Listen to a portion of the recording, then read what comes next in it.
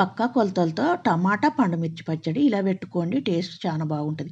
KG టమాటాలు cut చేసి మనం కొంచెం కంచుట్లో ఆయిలేసుకొని టమాటానంతా ఉడికించుకోవాలి. అట్నే ఒక 100 గ్రాముల చింతపండు తీసుకోవాలి.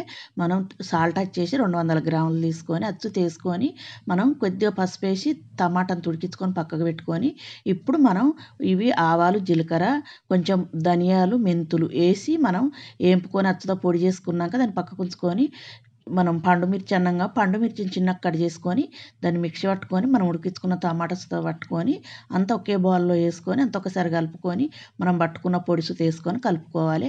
ఇప్పుడు మనం పోపు కోసం ఆయిల్ ఇక్కడ 3 అద్దపావుల ఆయిల్ పడుతుందండి, కప్పున్నర వేసిన.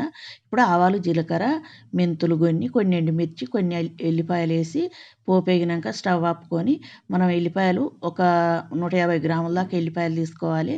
దాన్ని కచ్చపచ్చ పట్టుకొని పోపులో వేసుకొని అంత ఒకసారి కలుపుకొని టమాటా దాంట్లో వేసి కలుపుకుంటే